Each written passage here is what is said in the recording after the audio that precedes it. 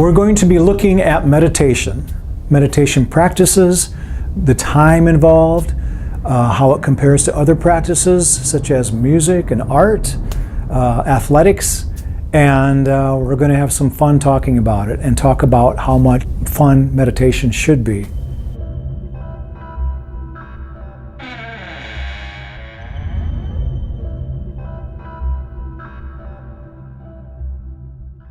Meditation is often called a practice.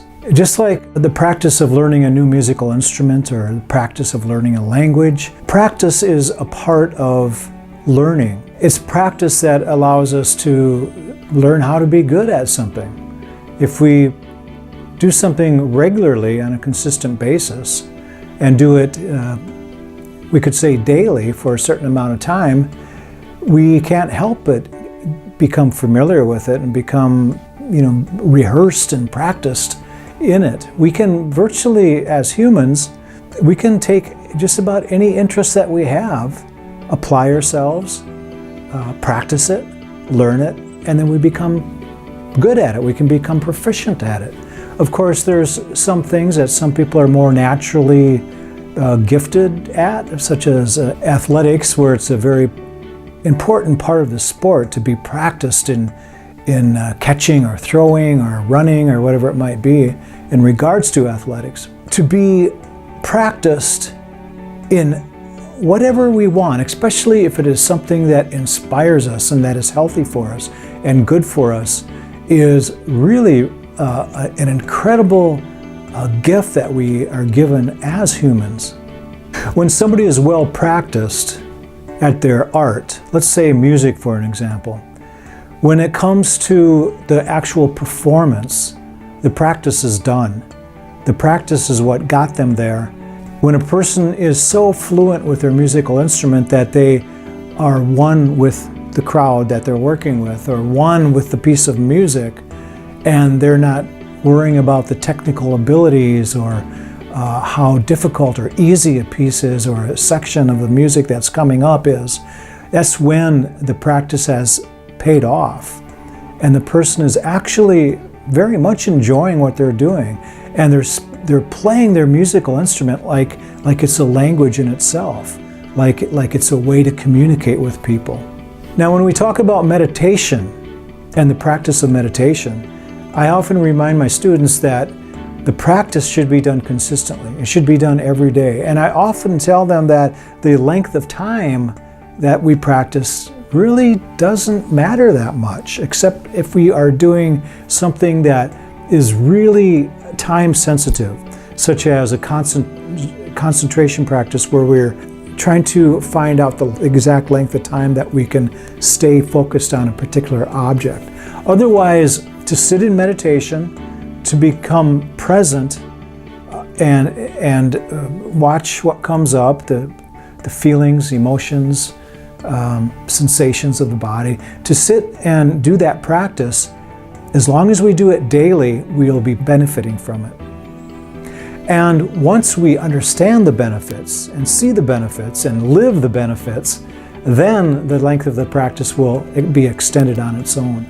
It's very important that we should not push ourselves, but enjoy our practice. It should be actually a very joyful experience for us to be practicing meditation.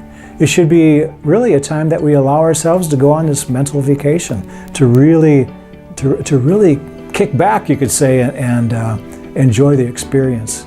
Another thing that I would like to mention, I think is very important, that when we do practice meditation, we often use timers. When I started learning how to meditate, timers were laughed at. And people would commonly say, well, the Buddha didn't have a timer and he did pretty well. But nowadays, timers are quite common. We always have a timer in our pocket. Every one of us. If we have a phone, we have a timer in our pocket. And so timers are very common. And we use them for meditation. We use apps, Insight Timer being one of the better ones, I guess I would say. To sit down and set your timer for 45 minutes and meditate for 45 minutes is a very good practice. Although I would mention that You don't want to allow yourself to get in the habit of following that set programmed time. From time to time, I suggest that you set the timer aside and just meditate. See how it feels. See how long it lasts, and how good it feels. And is that 45 minutes too much, or is it too little? You know, you let yourself be the judge. But don't only do that once. You know, maybe try it 3 times in a row to find out where your natural meditation has led you through all these days of practice and where you should be at. Meditation, timers, and time are very important and very much a part of being a meditator. I think everybody should sooner or later extend their meditation. More importantly, I think they should be comfortable with their meditation time, but every now and then I think they should kind of push it to the limit. Do a meditation retreat or do a longer sitting meditation, you know, every other week or something like this. Because I can almost guarantee this is when some amazing things will happen for you. I myself didn't start reaching or obtaining jhana, which is the states of deep concentration, until we started doing 3-hour meditations once a week at the Meditation Learning Center.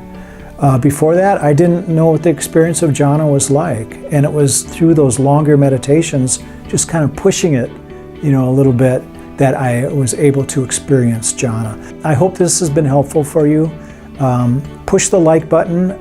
Tell your friends if they're meditators, or if they want to be meditators, tell them about these videos and maybe share them with them. I hope this has really been beneficial for you. It's my desire and my passion for meditation to get out in the public a little bit more and for people to experience it and to experience the benefits from it. So thank you very much.